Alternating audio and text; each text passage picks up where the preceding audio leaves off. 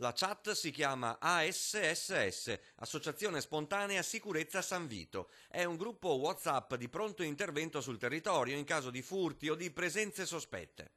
Il gruppo è di circa 30 persone di San Vito di Vigonza, appena fuori Padova, tutte pronte a ritrovarsi al più presto per mettersi alla ricerca di topi d'appartamento che possono aver appena colpito o tentato di farlo.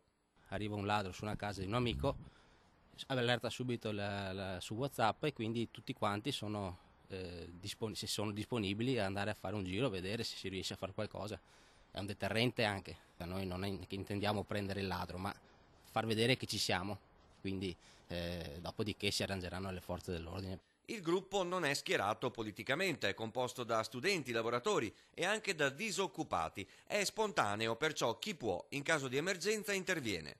E WhatsApp, essendo una cosa immediata, mobilita chiunque è in zona. Non avete paura? Paura non ne abbiamo, vogliamo rendere più sicura la nostra città, la comunità di San Vito, e quindi non bisogna aver paura. Arrivate con le mani in mano o con qualche aggeggio eventualmente utile? Mano in mano, diciamo.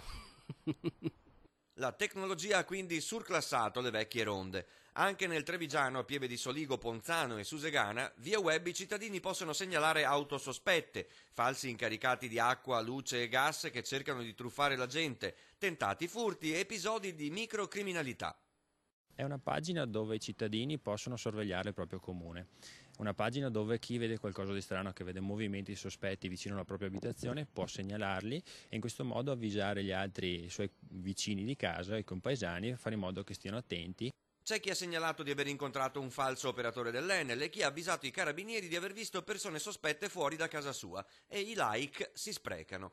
Nel veneziano, dopo la pagina SOS Mestre di Facebook, a Spinea e Mira i cittadini hanno aperto la pagina Ladromap, dove tutti possono segnalare dove sono avvenuti gli odiosissimi furti in casa. Ci si può iscrivere mandando una mail a sorveglia.spinea@gmail.com.